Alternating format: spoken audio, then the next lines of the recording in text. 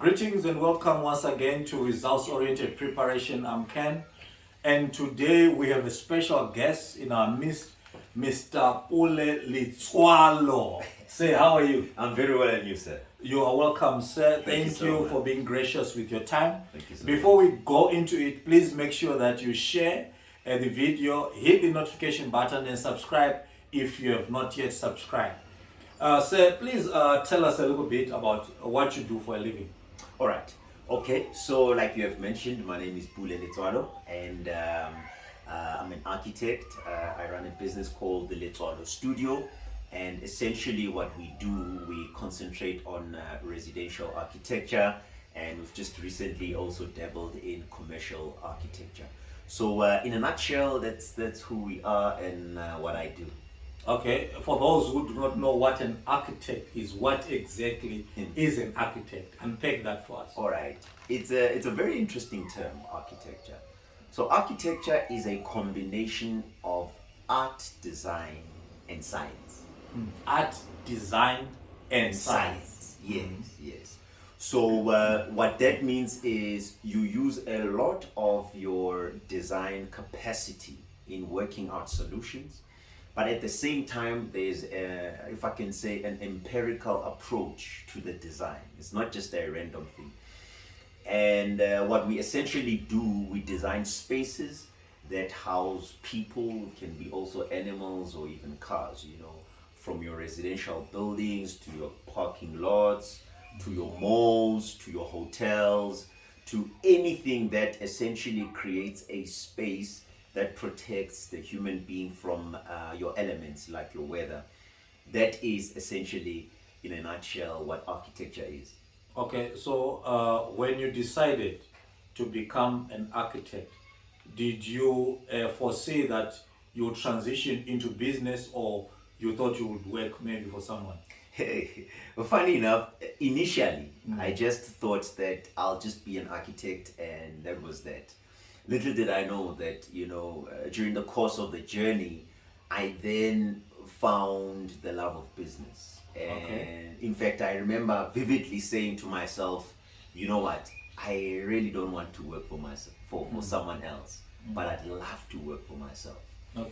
And the more I grew in the love of architecture and how I saw things unfold, I then, desired to have a business of my own, and eventually started a business of my own. Okay, so now we're talking, you are shifting from the art and science of architect to the science of business. Yeah. How do you reconcile the two there? Sure. There's always a in the beginning, especially for entrepreneurs and business owners, there's always a disconnect between the two, and I'll tell you why. Most of us are trained to be technical, right? Okay. Meaning you as an architect, I know how to design, come up with a concept, come up with a design solution, which is nice. But we then think, because we are technical, we often think that we are able to run a business, which is two different things, essentially. Part of my journey, I learned that there is working in the business, right, which is the technical part of things. Whatever is it that you do very well, or whatever formal training that you received is what you do in the business. But then there is working on the business. This is where now the entrepreneurial spirit or attitude has to kick in, and understanding and the skills. Because just because I am technically strong does not necessarily mean that I'm also good in running the business. So I've had to learn by reading books, attending a few short courses, and getting a business coach in order to up my skills in the, I can call it, the art of running a business. And so, I slowly grew in that to where I am by God's grace. Okay. Obviously, usually most businesses, when they start, it's a one-man business. Yes. And then you transition, maybe you've got a secretary, and then it grows and grows. Yeah. And then there is a need there for interpersonal skills. Yeah. Now, how do you deal with people as they come in, because initially Yeah. it was just you, Yes. and now you are hiring as you grow. So how do you deal with people, or rather, what do you think is the best way to deal with people that work specifically for you? For me, all right. I learned a very valuable skill in learning how to run a business. And one of the key things that I learned was building systems, right? When you build a system in the business, the system is managed by people, and that system in turn manages the people. It's very difficult to manage people, right? And one of the things that I did as well, once I got to understand that the business is limited by where I am. In order to grow the business, I needed to employ more people. And of course, once you've got more minds, you've got a very lateral type of thinking, and the business can easily and almost organically grow. Okay.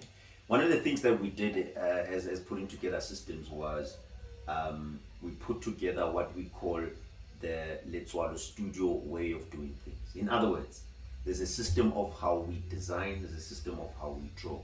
And once I put that together, right, in my mind, I was like, it's now easier to teach someone else the Letswalo studio way. Okay, sort of creating your own organizational culture. Yes. Okay. Yes. And even to push it a step further, it was more like an SOP, standard operating procedure. Okay. I documented that as to how do we do certain things in the business. It's a system. A system means anyone can plug into the system. As long as the system is solid and it works, it will always produce the same results, right? Definitely. In that way, I won't necessarily have to manage people as such, because people are very different, right? Yeah, true. And people come from different backgrounds. However, once they come in, I teach them the system. Once they learn the system, they are able to run with the system. But of course, I'm a firm believer of character more so than skills. Not to say skills are not important, but for me, character is much more important. There's a quote that I learned that says, skills advance careers, but character builds businesses. So for me, that works out. Character builds businesses. Yeah. Okay. Being there now, let's go back Yeah. couple of years. Yeah. Matric, you are transitioning Yeah. into tertiary education. How was your transition like? What sort of challenges did you face? Yeah. And how did you deal with them? All right. I really do thank God that the transition was fairly smooth, if I can put it that way. Not so many challenges as such.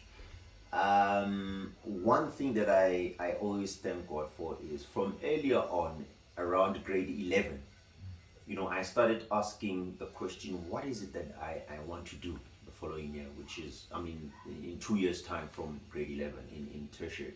Okay. And I started to probe myself and introspect, And I remember, in fact, this one time when we got into I think I was in matric now, early days of matric. Once I got into my maths class, and my maths teacher had a chart just below the green board of all the careers that one could possibly go into. And of course, the basis there was mathematics. And right in the middle, the word architecture was there. And oftentimes when I got into the classroom, somehow my eyes, were drawn to that word in particular. And I remember going back and asking God, is this where you want me to go? Show me, lead me. Until eventually I got an answer to say, yes, it's architecture. Okay. And more so because architecture was traditionally a white career, to put it that way. Not many, especially back then, not many black people were in that line of career. And so that was one of the things that really motivated me to go that direction. And to cut the long story short, I ended up applying in the middle of matric in various institutes, and I got accepted at the University of Johannesburg, which was very exciting for me. Okay. Before we go into UJ, you mentioned there that the term architecture was there listed amongst the rest of the careers that Sure. one could go into. Yes. Okay, so we could say that there was exposure to go Definitely. into that. 100%. So would you say that most young people do not know what to go into because they are not exposed to various opportunities Precisely. out there for them? You know, what grows a mind is exposure, right? And like I said, by God's grace, I'm really thankful that I was exposed in that way, because this was a chart that was always there, and it was really up to an individual to go out and try and understand what those careers were, what were those terms, you know. And for me, because I was exposed to that, I got the opportunity to kind of get to understand what architecture is about. And I was really intrigued because I'd never heard that term before, right? And I imagined myself being in that space doing what, you know, architects do, and today I find myself there by God's grace. Okay. Now we are at UJ. It's your first day in UJ. What was it like? What challenges did you face? How did you deal with them? How was it? What was your journey through tertiary education? Sure, it was a very challenging but fulfilling journey, right? When I started, I remember my first day, I was so excited. A bit nervous as well, because this was something that was completely different and new to me. And no one in my family had ever studied something remotely as close to architecture. But one thing that I also thank God for was I really had a conviction to finish. I really had a resolve to make sure that I finish whatever it took, right?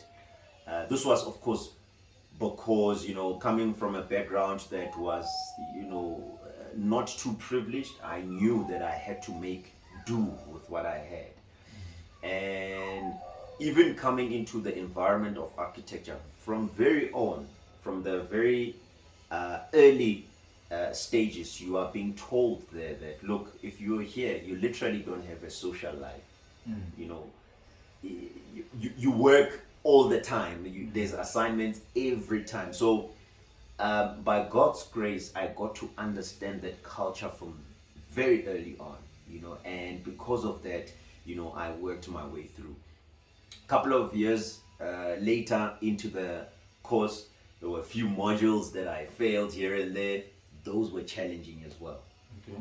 But what really helped me was my relationship with God as well, because that constantly kept me going, and he reminded me of the faith and reminded me that, look, these are just minor setbacks, keep on going. What's important is the character, yet again, you know. And I kept on pushing up until I was done. Okay. Obviously, not everyone who goes through Sure. architecture is going to be Yeah. a business owner like you. Sure. For those that are not going the business way, what sort of opportunities lie out there? Do we have clear opportunities for people going into architecture? Yeah. And what are the sort of benefits, financial and job satisfaction that lie out there? Look, I must also say that architecture is a very labor-intensive industry. But in terms of, you know, the financial rewards, those are very good as well. Okay. In terms of opportunities, so in architecture, there's 4 levels that you can go into, especially for those that don't necessarily study all the way and finish their masters, right? There is a draftsperson level. Then after that, there's what they call a architectural technologist. Okay. The level after that is a senior architectural technologist. And then, of course, the last level is an architect. Now, they are, you know, a myriad of opportunities in the government sector as well, right?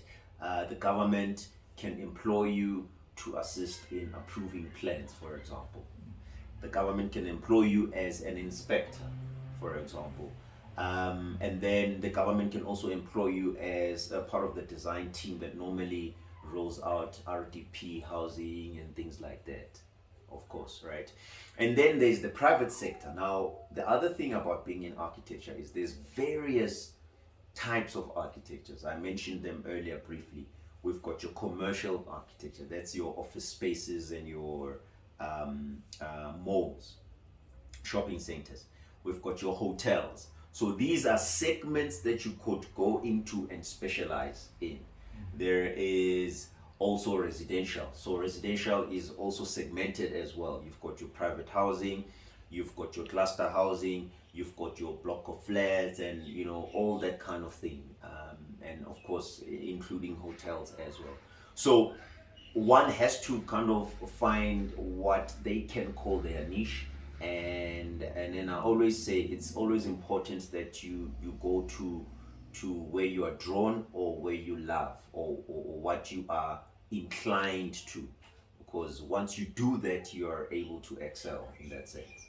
Okay. Now, looking at the current economic situations globally and locally, what do you think is the value of entrepreneurship? Oh, entrepreneurship is very important. Entrepreneurship is key in building economies.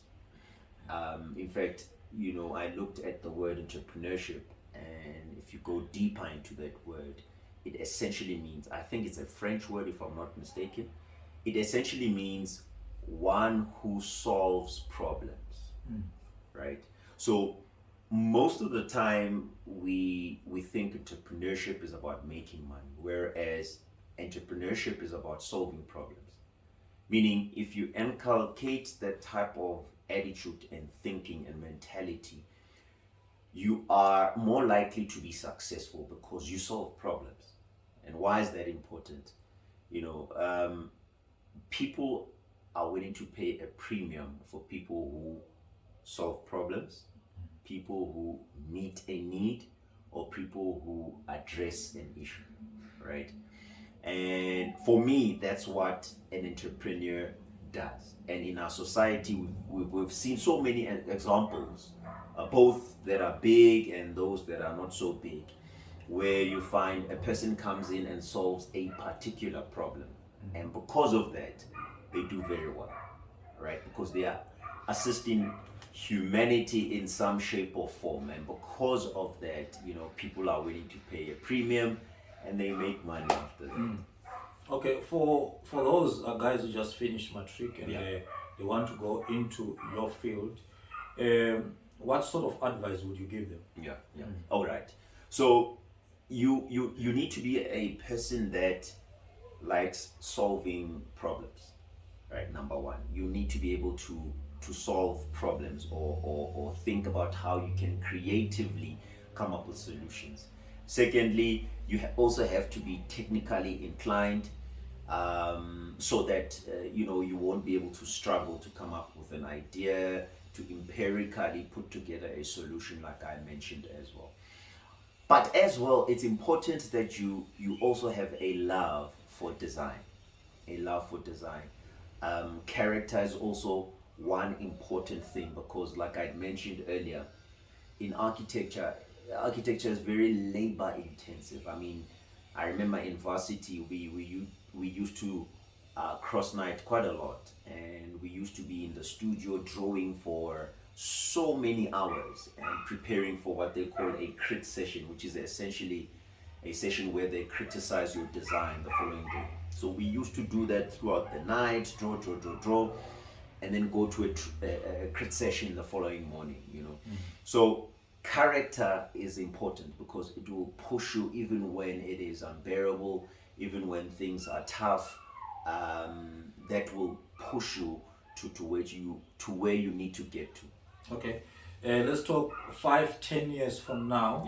Where do you see yourself personally and also as a business? What is the vision for Letswalo Studios going 5-10 years from now? All right. The vision is to dominate Africa. Dominate Africa. Dominate Africa. Of course, we will find a niche space because I mentioned that architecture is quite broad, right? But more so in a residential architecture and commercial as well. That's the vision. You know, this is I like to think a critical career because we help to house humanity. And we know that in Africa, it's part of the challenges that we have in housing people and fighting against poverty and all that. You know, providing adequate housing that is conducive for people to be able to have a livelihood and grow up in. For me, that's where we're going as Letswalo Studio. They say, you know, Africa is the next frontier, and so. By God's grace, we are going to be playing on that front and making sure that we house Africa. And personally, obviously, that will need a lot of skills development on your part. What is 5 years looking like, 10 years in terms of skills development in order to push that agenda to dominate Africa? You know, they often say it's important that you as a business person you grow, right? And the growth of the business is only limited to the growth of the owner. And one of the key things that I always say is, strategically speaking as well, it's important that I keep on growing and understanding what's the next thing to do. Once I grow and put in the effort to grow daily, yearly, annually, then I understand the business will grow as well. One of the things that I'm definitely also looking into is doing an MBA as well. Okay. That will help to create a very lateral thinking, especially on a global front, because a lot of the times, especially in Africa, we've got a very myopic approach, not with everyone, but generally speaking. But if you have a lateral approach, it means you are able to play on the global scale.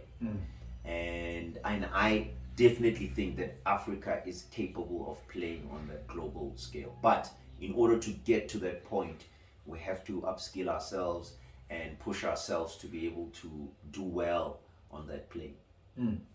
All right, lastly, the proverb, as a man thinketh, so is he. Please unpack that for us. For me, I would give you a quote that says, which I learned, that says, you don't get in life what you desire, but you get in life who you are. Now, what that means is most of the time there are certain things that we desire and we don't get them because our current disposition, who we are, does not assist us in getting what we desire, which speaks to directly what you're saying with the proverb. What you're thinking or your current disposition, where you are mentally, dictates what you get. So in other words, you are where you are right now because of your thinking right this moment.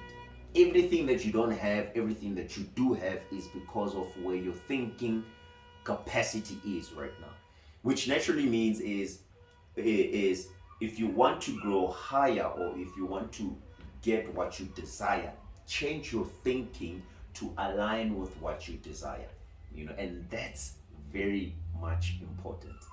You heard it for yourself. You don't get in life what you desire, but you get who you are. So start asking yourself this question today: who are you? So that you can get exactly what you are and everything that has been laid out for you. This was Mr. Pule Letswalo, our very own architect, unpacking for us careers and business. Say thank you for being gracious with your time. We thank you so much. Thank you so much. Remember, this is results-oriented preparation. Share the video, hit the notification button, and subscribe if you have not yet subscribed. See you in the next video.